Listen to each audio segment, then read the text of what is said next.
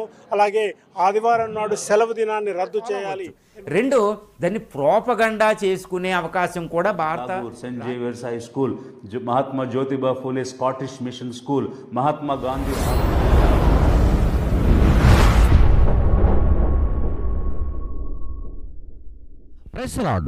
భారతదేశాన్ని హిందూ దేశంగా మార్చాలి. ఆదివారం సెలవు రద్దు చేయాలి. గోమాతను జాతీయ జంతువుగా పరిగణించాలి. అంతేకాకుండా పాఠ్య పుస్తకాల్లో గీతను చేర్చాలి. ఇలాంటివన్నీ కూడా చేయాలంటూ సూర్యాపేట ప్రాంతంలో ఒక రౌండ్ టేబుల్ సమావేశం జరిగింది. అలాగే మరి కర్ణాటక సీఎం సిద్దిరామయ్య గారు ఒక అద్భుతమైన విషయాన్ని బయటకు తీసుకొచ్చారు. మతం మారటం అనేది మనిషి యొక్క హక్కు అంటూ వారు కొన్ని విషయాలు, వారు కొన్ని సందర్భాలు తీసుకొచ్చారు. దానిపైన కొన్ని డిబేట్లు జరుగుతూ ఉన్నాయి. అందులో ఒక ఛానల్లో అద్భుతమైన విషయాలు బయటకు తీసుకొచ్చారు. అయితే మతం మారటం అనేది వ్యక్తిత్వం, కానీ ఎవరైనా బలవంతంగా, ఎవరైనా డబ్బు చూపించో, చదువునో, లేకుంటే అనారోగ్యంగా ఉన్నప్పుడు ఆరోగ్యాన్ని చూపించో మతం మారిస్తే తప్పన్న విషయాన్ని కూడా జ్ఞాపకం చేస్తూ ఆ వీడియోలో పార్టిసిపేట్ చేశారు. అలాగే మాజీ ఐఏఎస్ ఆఫీసర్ విజయ్ కుమార్ గారు ఒక అద్భుతమైనటువంటి విషయాన్ని తీసుకొచ్చారు. మనం చూస్తున్నటువంటి వారందరిలో, అంటే దాదాపుగా మన ముందున్నటువంటి వాళ్ళల్లో బాల గంగాధర్ తిలక్ గారు కానివ్వండి, అంతేకాకుండా ఫ్రీడమ్ ఫైటర్స్, మన కోసం స్వతంత్ర సమరయోధులుగా ఎవరైతే పనిచేశారో వారందరిలో బీబీ చంద్రపాల్ కానివ్వండి, వీరందరూ కూడా క్రిస్టియన్ స్కూల్లో చదువుకున్నారు. అంతేకాకుండా మన తెలుగులో ఉన్నటువంటి వారు, కొంతమంది సినీ రంగంలో తీసుకున్నటువంటి వారు, కొంతమంది రాజకీయ పరంగా ఉన్నటువంటి వారు, మరికొందరు చూస్తే ప్లేయర్స్గా ఉన్నటువంటి వారు, సునీల్ గవాస్కర్, ఇలాగనే ఉన్నటువంటి వారందరూ కూడా వారు ఎక్కడ చదువుకున్నారో మీకు తెలుసా అంటూ వారు కూడా మాట్లాడినటువంటి విషయాలు మనం చూస్తే రవీంద్రనాథ్ ఠాగూర్, మహాత్మా గాంధీ, బిఆర్ అంబేద్కర్, అలాగే చూస్తే అబ్దుల్ కలాం, మన తమిళనాడు సీఎం జయలలిత గారు ఇప్పుడు లేరు, వీళ్ళందరూ కూడా క్రైస్తవ స్కూల్లోనే చదువుకున్నారు. కానీ ఆ క్రైస్తవ్యము వారిని మార్చిందా అంటూ కూడా వారు మాట్లాడుతున్నారు. ఈ వీడియోలన్నీ కూడా మీకోసం, మీ అందరి కోసం నేను మాట్లాడబోతున్నాను. మీ స్వాల్మాన్. వెల్కమ్. ఈ సమయంలో మనమందరం కూడా ఈ వీడియోల గురించి మాట్లాడుకోవాలంటే ముందుగా అసలు సూర్యాపేటలో జరిగినటువంటి విషయాన్ని మనం తీసుకుందాం. అక్కడ రెడ్డి చంద్రారెడ్డి గారు ఫౌండర్ అండ్ ప్రెసిడెంట్గా ఉన్నటువంటి వారు అక్కడ రౌండ్ టేబుల్ సమావేశాన్ని ఏర్పాటు చేశారు. సనాతన ధర్మ సంరక్షకులుగా సూర్యాపేట ప్రాంతాన్ని రౌండ్గా చేసుకున్నటువంటి రౌండ్ టేబుల్ సమావేశం జరిగింది. ఆ సమావేశంలో కొన్ని విషయాలు వాళ్ళు మాట్లాడుతున్నారు. ముందుగా వారేం మాట్లాడుతున్నారు విన్న తర్వాత మనం మాట్లాడుకుందాం. చూద్దాం ఒకసారి ఆ వీడియో. నిర్ణయాలని మన గవర్నమెంట్కి, సీఎంకి అయితేంది, అలాగే ఇక్కడ కలెక్టర్కి అయితేంది, ఎండోన్మెంట్ సెక్రటరీకి అయితేంది, అందరికి కూడా మనం పంపించే ప్రయత్నం చేయబోతూ ఉన్నాము. ముఖ్యంగా అందులో తీసుకున్న కొన్ని నిర్ణయాలు ఏంటి అంటే, మనము భారతదేశాన్ని హిందూ దేశంగా ప్రకటించాలి అన్న ఒక నిర్ణయము, అలాగే గోమాతను అంటే మన గోవును జాతీయ జంతువుగా ప్రకటించాలి, అలాగే మనకు ప్రతి స్కూల్లో కూడా పాఠ్యాంశంగా భగవద్గీతను చేర్చాలి అనే ఒక నిర్ణయము, అలాగే ఆదివారం నాడు సెలవు దినాన్ని రద్దు చేయాలి. ఎందుకంటే ఆదివారం నాడు మనం సెలవు ఎప్పుడైతే ప్రకటిస్తూ ఉన్నామో మనకి ఎవరైతే దాన్ని అంటగట్టిపోయారో వాళ్ళు హ్యాపీగా దాన్ని అనుభవిస్తున్నారు. ఆదివారం నుండి వచ్చే ఫలితాన్ని మనం మాత్రము దాన్ని దుర్వినియోగం చేస్తున్న పరిస్థితి చూస్తూ ఉన్నాం. అందుకోసమే అది ఒక నిర్ణయం తీసుకోవడం జరిగింది. అలాగే మన దేవాలయాలన్నీ కదా వారు ఏం చెబుతున్నారంటే, అక్కడ ఉన్నటువంటి గవర్నమెంట్ వారికి, అంతేకాకుండా పైన ఉన్నటువంటి కేంద్రానికి, రాష్ట్రానికి అంటే ముఖ్యమంత్రి గారికి కూడా కొన్ని విషయాలు అప్పీల్ చేసినట్టుగా వారు మాట్లాడుతున్నారు. అందులో ప్రాముఖ్యమైనది ఏంటంటే, ఈ భారతదేశాన్ని హిందూ దేశంగా పరిగణించాలి అంటూ పాయింట్ 1 పెట్టారు. ఆ తర్వాత గోమాతను జాతీయ జంతువుగా గుర్తించాలంటూ సెకండ్ వర్డ్ పెట్టారు. నంబర్ 3 చూస్తే ఆదివారము సెలవు ఉండకూడదు. ఓకే, రైట్, ఏముండకూడదు మనిషికి అర్థమైంది కదా. ఆదివారము ఏమండి సెలవు అంటే రద్దు. దాన్ని ఏం చేద్దామంటే పనిచేసే డేగా పనిచేద్దాం. ఆదివారాన్ని సెలవు దినంగా ప్రకటించవద్దంటూ కూడా వారు చెప్పారు. ఇక పాఠ్య పుస్తకాలలో మనం చదువుకుంటున్నటువంటి బుక్స్లో, స్టడీ మెటీరియల్స్లో భగవద్గీత ఉంటే బాగుంటుందన్న విషయాన్ని కూడా వారు చెప్పారు. సో మంచిది, ఈ విషయాలన్నింటి మీద కూడా మనం మాట్లాడుకోవడానికి ప్రయత్నం చేద్దాం. ఈ విషయం మీద ముందు మాట్లాడుకుంటూ కొన్ని విషయాలు మనం నేర్చుకోవాలి అంటే, అసలు వాస్తవంగా ఈ సందర్భంలో ఆదివారము సెలవు రద్దు చేయాలనే విషయాన్ని మనము ఒకసారి ఆలోచనలోకి తీసుకొని మాట్లాడుకుందాం. ఈ విషయాన్ని ఎందుకు వారు అలా కోరుకుంటున్నారు అంటే, ఎందుకు వేరే వాళ్ళు విడిచిపెట్టిపోయినటువంటి సండే సెలవును మనం వాడుకుంటున్నామని, ఆ సండే ద్వారా ఇతరులకు లాభం వస్తుంది కానీ మనకేం రాదని వాళ్ళు అనుకోవటం వల్ల ఆలోచన ఏంటంటే ఏమీ లేదండి. Simple, short and sweet. క్రైస్తవులు ఆదివారం చర్చికి వెళ్తారు. ఓకేనా? చర్చికి వెళ్ళటం ద్వారా క్రైస్తవ్యం పెరుగుతుంది అని చెప్పేసి యాక్చువల్గా ఇక్కడ ఉన్నటువంటి చంద్రారెడ్డి గారికి మాట్లాడటం జరిగింది. వాళ్ళంతా బయటకు తీసుకురాలేకపోయారు, కానీ విషయం అయితే అదే. అయితే ఆదివారం రద్దు చేసినంత మాత్రాన, సెలవు దినాన్ని రద్దు చేసినంత మాత్రాన సార్, క్రైస్తవులు ఆదివారమే కాదు శనివారం కూడా ఆరాధన చేస్తారు. అంతేకాదు శుక్రవారం కూడా ఆరాధన చేస్తారు. అంతేకాకుండా ఒకవేళ మీరు స్పెషల్గా ఈ విషయాన్ని తీసుకువెళ్ళారు కాబట్టి మరి నేను చెప్తున్నాను విషయం ఏంటంటే, అక్కడ ప్రభుత్వం కూడా ఒకవేళ ఈ సూచన సలహా తీసుకుంటే నష్టపోయేది ఎక్కువగా ఏంటంటే మీలో ఉన్నటువంటి వారు నష్టపోతారు. అంతేకాని క్రైస్తవ్యం కోసం ఈ ఆదివారం సెలవు తీసుకోవటం అనేది వద్దంటే మాత్రము నష్టపోయేది ఎక్కువగా మీ వారే. ఎవరు అంటే హైందవ సమాజమే. ఎందుకంటే క్రైస్తవులను దృష్టిలో పెట్టుకొని సెలవు రద్దు చేస్తే క్రైస్తవులు తగ్గిపోతారనే విషయం కూడా మీరు ఆలోచన చేస్తున్నారు. అది బాగుందేమో నీకు, కానీ అది కరెక్ట్ కాదండి.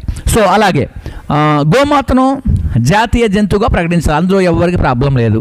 2, హిందూ దేశాన్ని, అంటే ఈ దేశాన్ని, భారతదేశాన్ని హిందూ దేశంగా ప్రకటించాలని మీరు కోరుకుంటున్నారు. యాక్చువల్గా అసలు బైబిల్ ఎప్పుడో ప్రకటించింది సార్.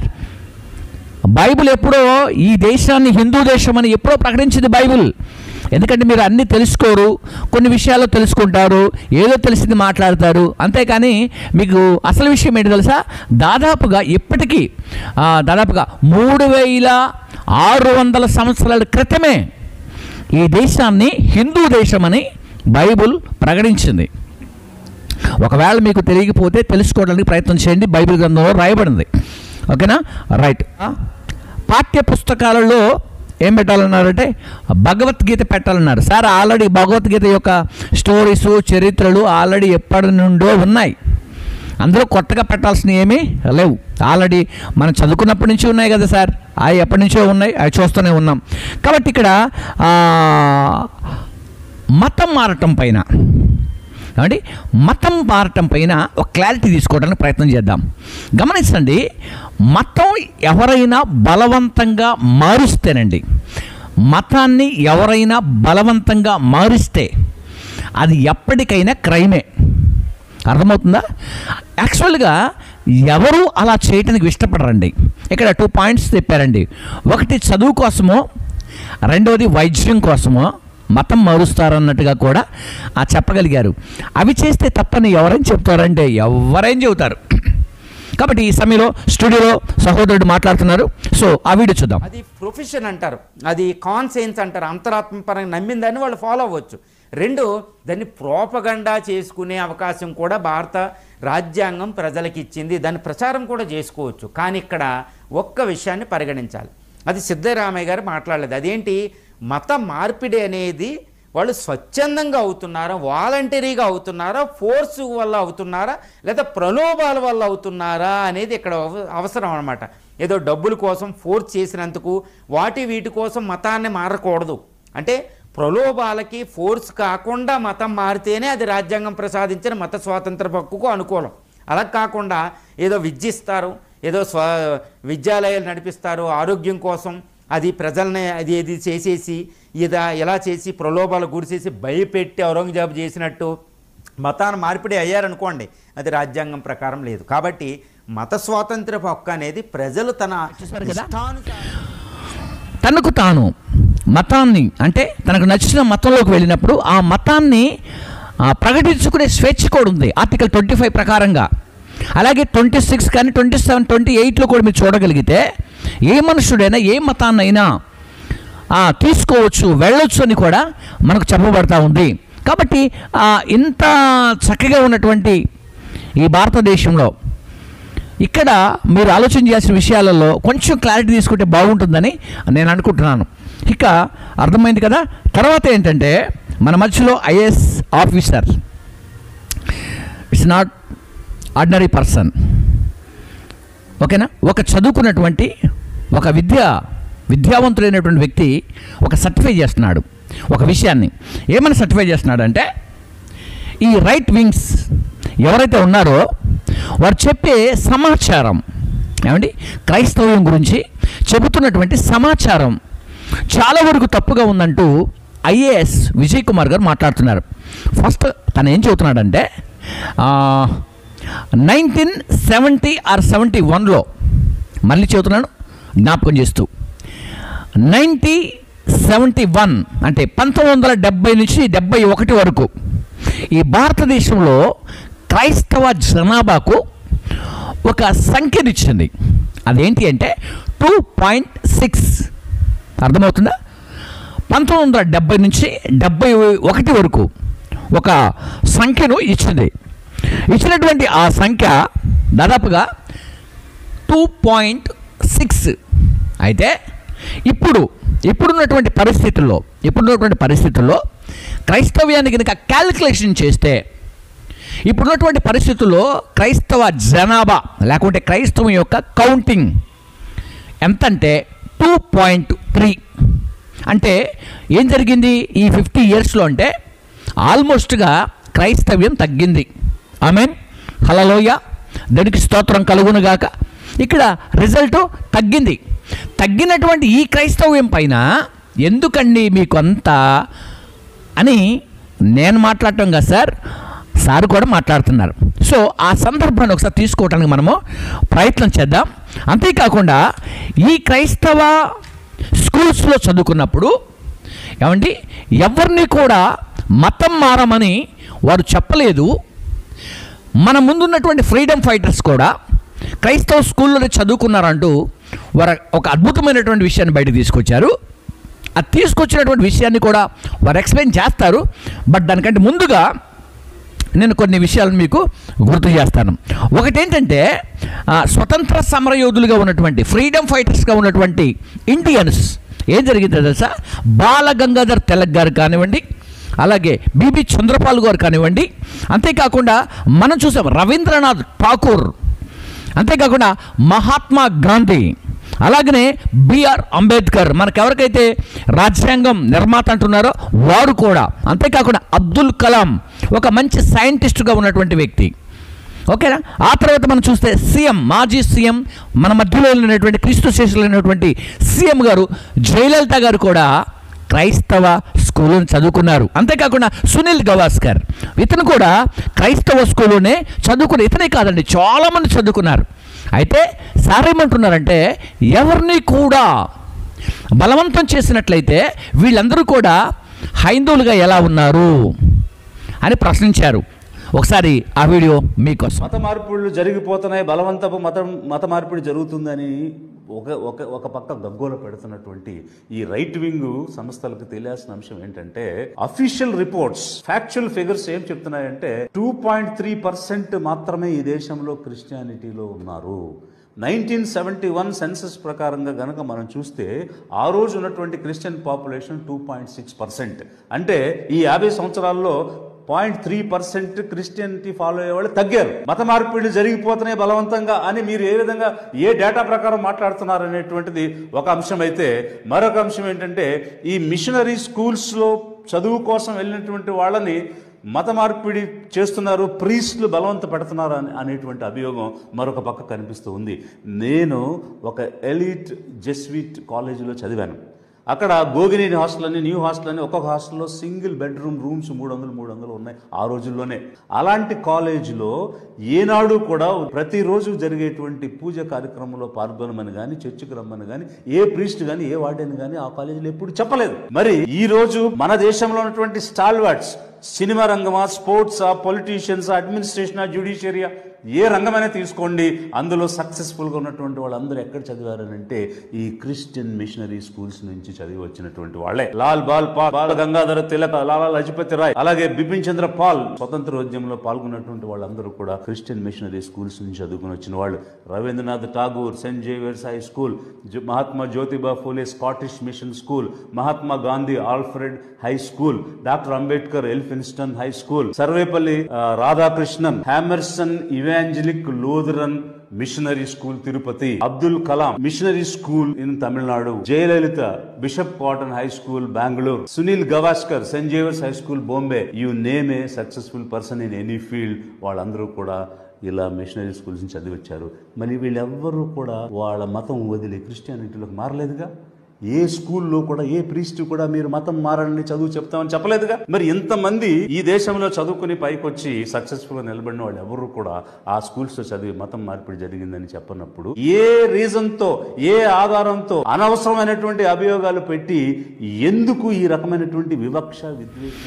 చూసారు కదా, ఇదన్నమాట విషయం. అంటే క్రైస్తవ్యం బలవంతం చేస్తుందని మాట్లాడుతున్నటువంటి కొందరు, అందరు కదండి, కొందరు అంటే ఎవరు కూడా అసలు యాక్చువల్గా ఏంటంటే మనకు నచ్చని కలర్ షర్ట్ని మనం వేసుకోమండి, మనకు నచ్చిన టిఫిన్ని మనం తినం, ఏమండి మనకు నచ్చని ఇంట్లో మనం ఉండం, దాదాపుగా మనకు నచ్చని బైక్ కూడా మనం నడపమండి, మనకు నచ్చినటువంటి కారును కూడా మనం తీసుకోం. మనకు ఏదైనా ఇష్టం కావాలా, ఇష్టం లేనటువంటి వస్తువుని తీసుకోవడానికే మనం ఎంతగా ఆలోచన చేస్తాం. ఒక ఆత్మీయ స్థితిలో, ఒక రిలీజియన్లోకి వెళ్ళేటప్పుడు ఎంతగా ఆలోచన చేస్తామండి.